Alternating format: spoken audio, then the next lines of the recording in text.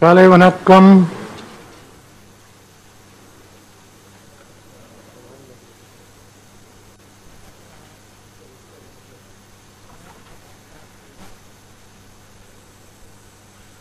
எளிமையான வாழ்க்கை வாழுங்கள். That is for all. இது உலகை அகற்றிவிடும். இது எனது செய்தி.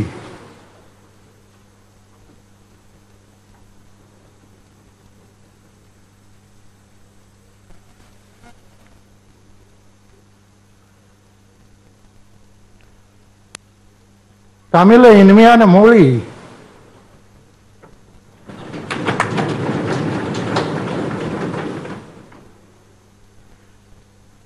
Honorable members of the Legislative Assembly, Vanakkam. I greet you, the members of the 16th Legislative Assembly, as you convene here for the first session, after being elected by the people of Tamil Nadu in the recent elections. This August House is a beacon of democracy, and I am confident that each one of you will perform the role expected of you as an elected member of the Assembly. The emphatic victory of the Secular Progressive Alliance led by the David Munetokannam in this election underscores the well thought out decision of the people of Tamil Nadu to make India a sovereign, socialist, secular, democratic republic in the true sense as envisaged in the preamble of the Constitution of India drafted by Dr. Ambedkar. This government is guided by the spirit of the Dravidian movement and identifies social justice,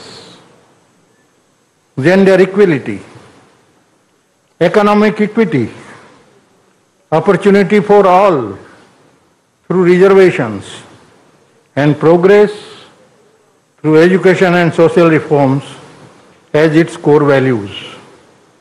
These values will drive every action, every legislation, every scheme, and every initiative of the government. This is a government which always works for each and every person in Tamil Nadu, irrespective of whether they voted in its favor or not. In keeping with its inclusive ethos, this government has consulted with all stakeholders, all sets of public opinion, and all the political parties with a presence in the Legislative Assembly in formulating its response to the COVID pandemic. This government has taken office almost 3 years after passing of the great Dravidian stalwart Muthumallignar Kalaignar M. Karunanidhi, an unparalleled leader whose career spent 6 decades in this August House. Though he is not with us in person, his values will always guide this government, building upon his unshakable faith in democratic traditions. This government will take all necessary measures to strengthen the foundation of our democracy, which is the life blood of any true republic. This government stands fully committed to achieving its ultimate goal of greater autonomy for states and establishment of true federalism at the union level through constitutional means. Strong states are needed to create a strong union. This government will staunchly stand in defense of the rights of the states and constitutionally oppose any infringement of such rights.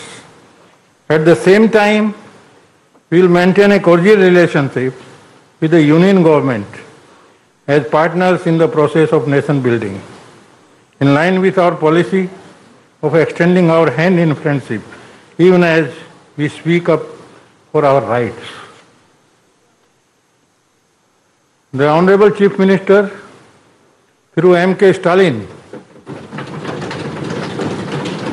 visited New Delhi after assuming office to call on the Honorable Prime Minister and presented a memorandum containing several requests for assistance from the Union government, including for COVID prevention activities and important projects required for Tamil Nadu's future development. Besides emphasizing the priority policy issues of the government of Tamil Nadu to the Union government, we expect that the Union government will favorably consider the requests contained in the memorandum. The huge second wave of the COVID pandemic was the immediate crisis that engulfed the country and Tamil Nadu as this government assumed office immediately after the counting of votes. Even as the newly elected party leader, the Honorable Chief Minister very rightly prioritized the battle against the COVID pandemic above all other tasks.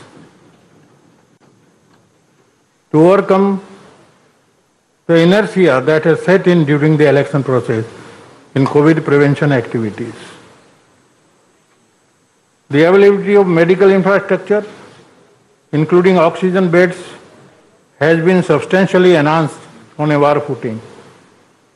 The unprecedented spike in the requirement of oxygen and essential life-saving drugs has been met through special efforts.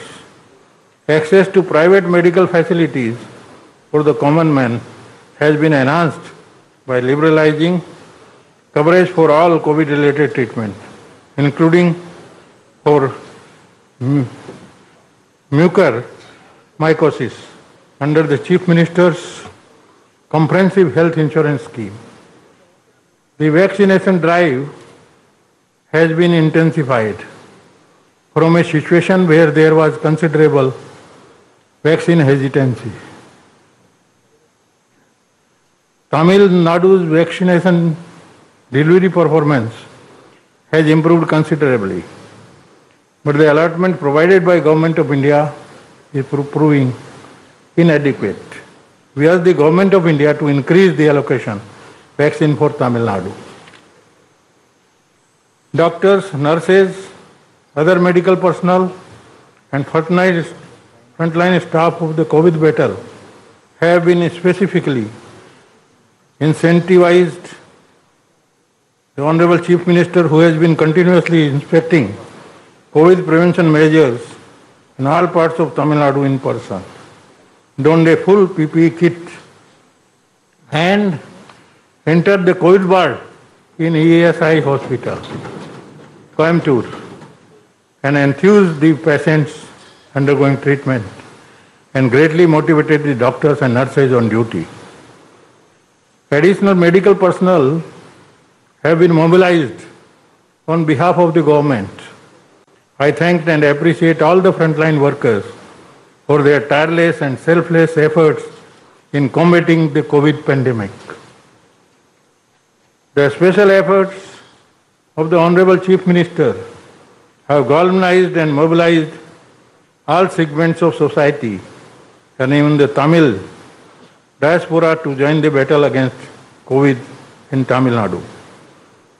Corporate entities, small business, traders groups, non-governmental organizations, political parties, artists and volunteers are working shoulder to shoulder with the government. Machinery in combating the pandemic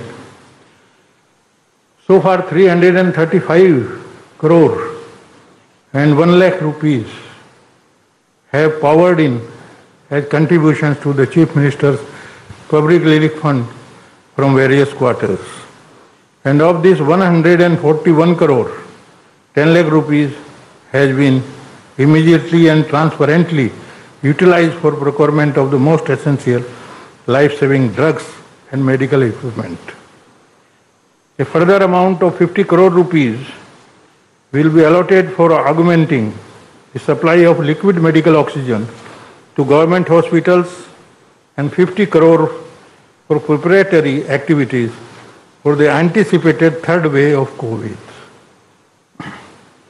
Conscious of the need to preserve livelihood in the middle of the pandemic and to provide succor to the people suffering from loss of income, this government disbursed 4,000 rupees as relief assistance in 2 installments, totaling 8,393 crore rupees to all 2 crore and 10 lakh ration card holders in the state in May and June.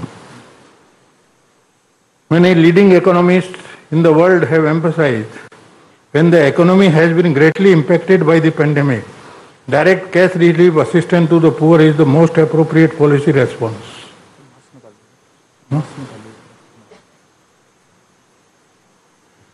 With your permission, I can remove it.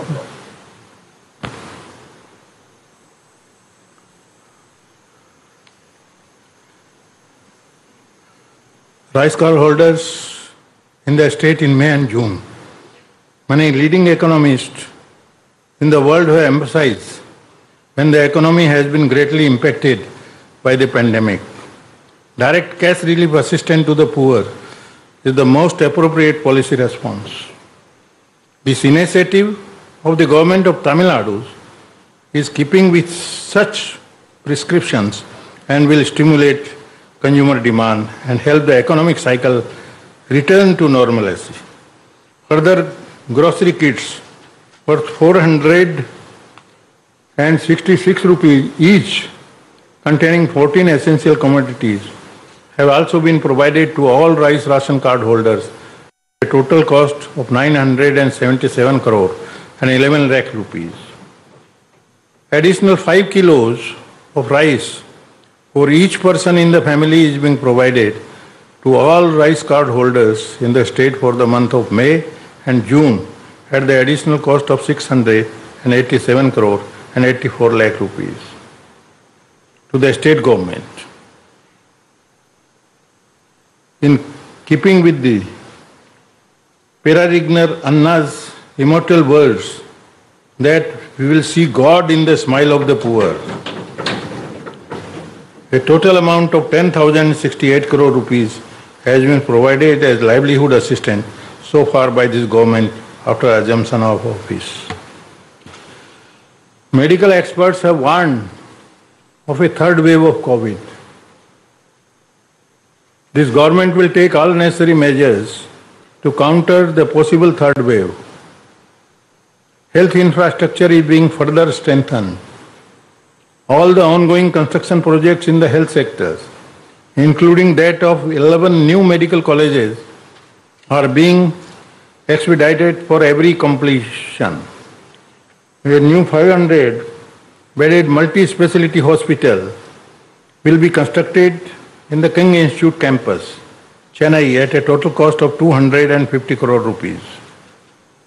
Oxygen storage and production capacities are being further augmented in many government hospitals across the state. Private investors have been offered a special package of incentives to establish units to manufacture liquid medical oxygen and related equipment in Tamil Nadu. We welcome the decision of the Union government, heeding the voices of states, to revert to the policy of centrally procuring and supplying free of cost vaccines to all categories. We urge the Union government to ensure that adequate vaccine supplies are made available to ensure that the entire adult population of India is vaccinated against COVID before this year end.